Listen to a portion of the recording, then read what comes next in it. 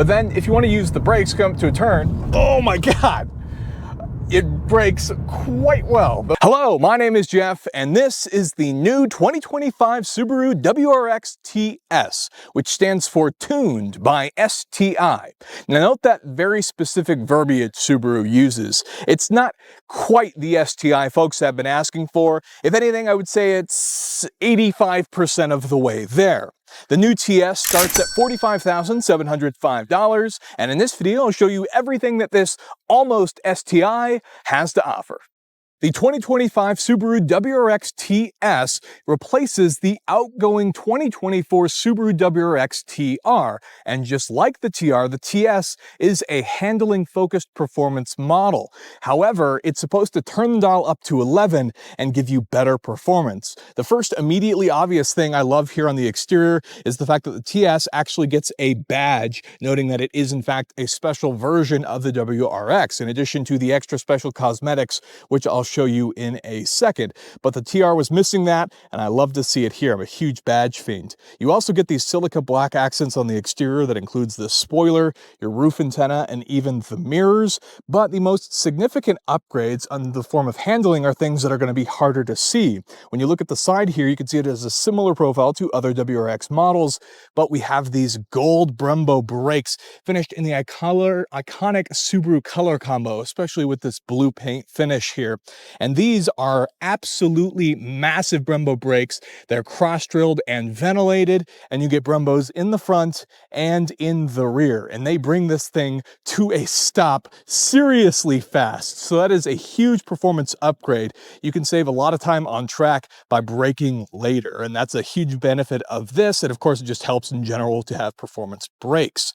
You also have these special wheels here, and these have a cool style. I like the way they look. They may not be everybody's favorite, but I think they're pretty sharp for these 19s, and that's wrapped in these Potenza S007 tires, which are pretty sticky, and this thing has some serious lateral grip as it flies around to the track. Now, most importantly is something you really can't see, and that is the fact that the TS has an electronically adaptive suspension. It's kind of shared with the GT trim of the WRX.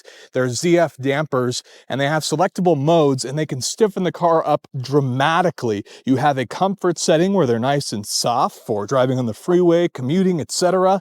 But in Sport Plus, they stiffen up, and it is a huge dynamic difference I'll talk more about later, and that really is where the performance benefit comes from. You can get those in the GT trim, but the GT trim is only a CVT, whereas the TS is 6-speed manual only.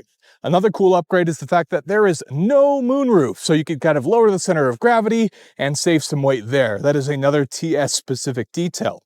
As we come to the front here, you do of course get LED lighting in a Subaru fashion, black silica, WRX badge here in the front, and it's a pretty sharp-looking vehicle with some subtle changes, but most of which is going to be underneath with that fully independent suspension for that handling package.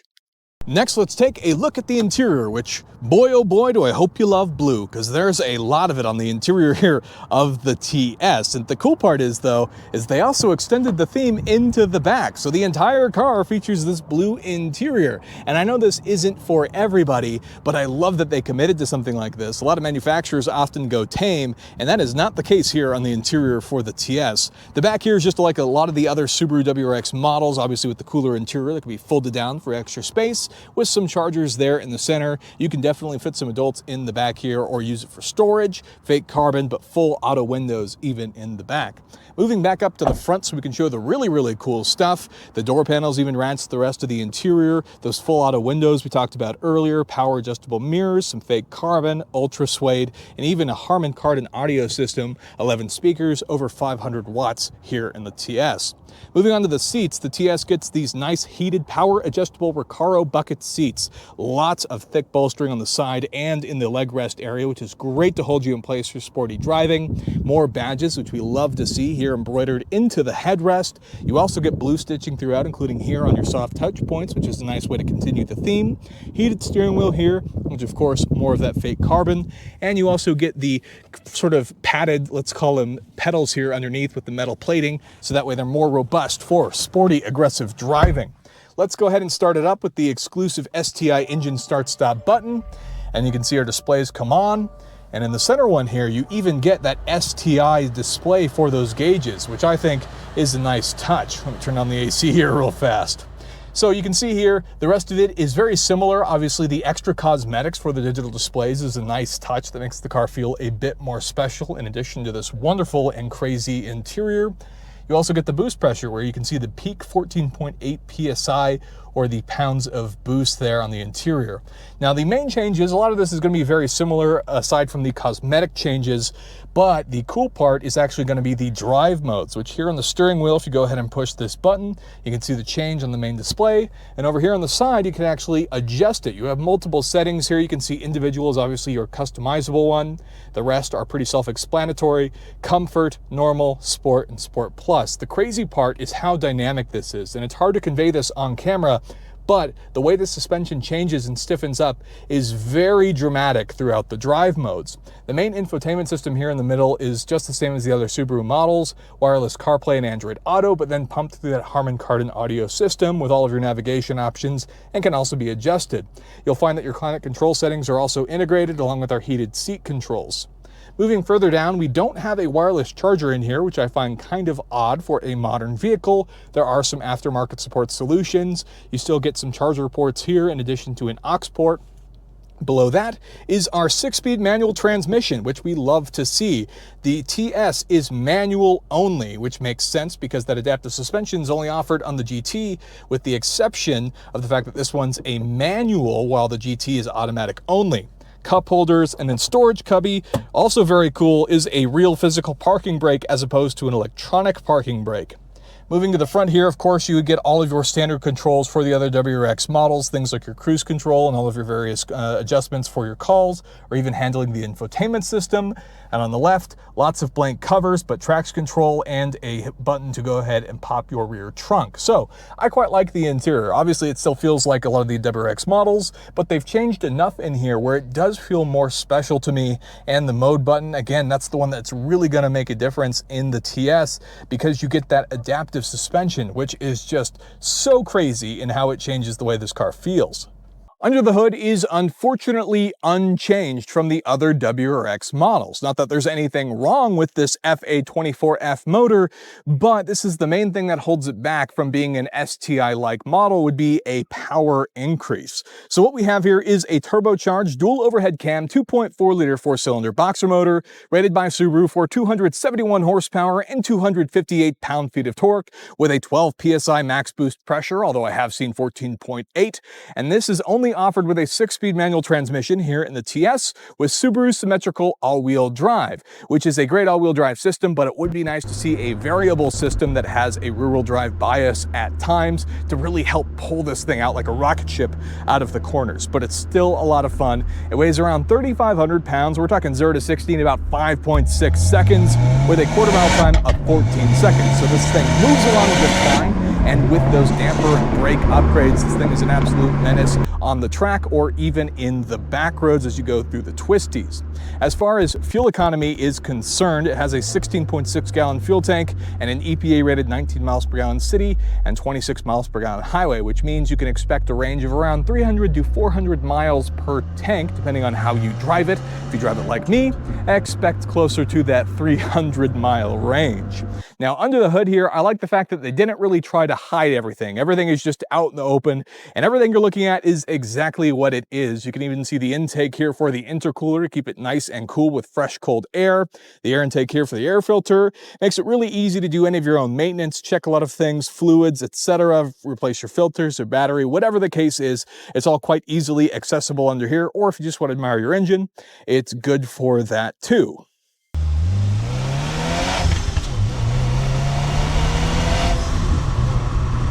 All right, so what's it like to drive the WRX TS? Well, I think the most interesting part has to be the dynamic suspension and the brakes, period. Those are the most interesting changes for this car. And the reason I say that is because right now we have the car in comfort, which is perfectly fine for daily driving. It's quite soft. There's not really any body roll per se, but it does a great job of absorbing a lot of the bumps, and it's a much more civil version of the car. But the minute you change it into the Sport or Sport Plus modes, this car has a huge dynamic shift to stiffen it up. The other thing is the steering changes. Now, just a little bit of steering wiggle and the car moves quite a bit. And so that's a pretty big dynamic change. And the car wants to shift in terms of the suspension, the steering, and they say they adjust the power unit, although there's not a whole lot you can do in a manual transmission car to actually change that, whereas a lot of sport modes in the automatics will make it shift faster and such. But here, it's just a huge dynamic shift with what's available, and that's the mind-blowing part. But then if you want to use the brakes, come to a turn, oh my God! It brakes quite well. Those Brembos bring this thing to a stop insanely fast.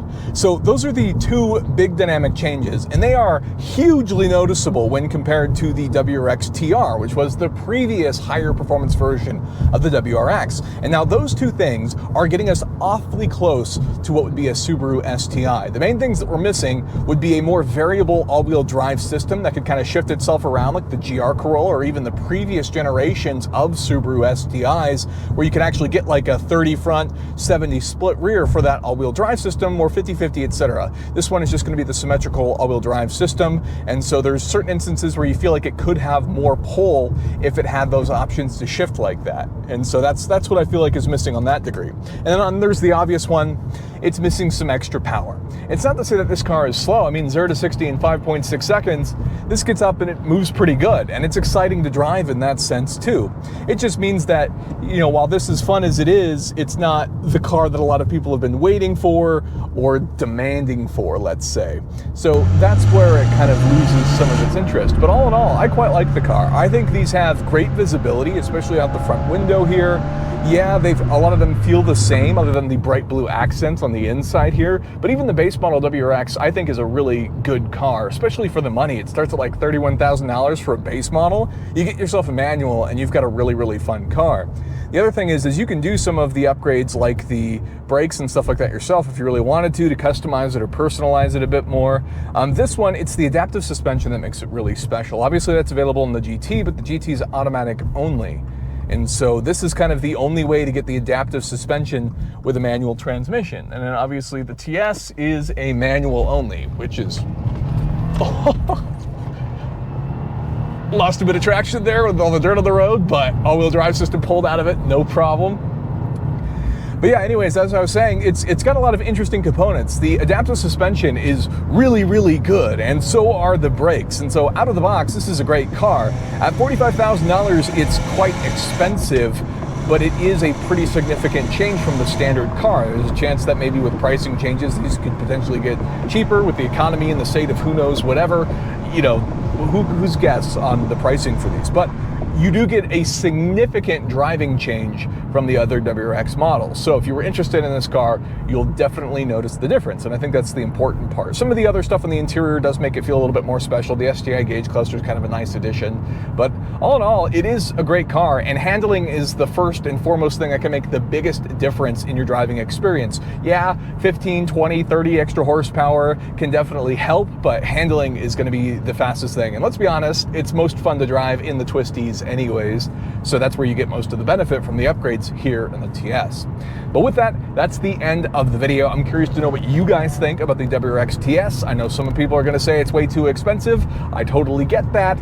That's why we love our entry-level sports cars, but I think you'd be very happy with a base WRX if that's the way you look at it. If you like the upgrades, you like the out-of-the-box feel with the adaptive suspension and those really strong Brembo brakes, then consider taking a look at the TS. I think it's a huge improvement over the TR even with its passive damping. The adaptive damping in this is incredible. So I definitely think it's worth taking a look at. But with that, that's the end of the video. If you enjoyed it, you know what to do. Definitely get subscribed. If you get that thumbs up, I'd really appreciate it. And with that, thank you so much for watching, and I'll see you in the next one.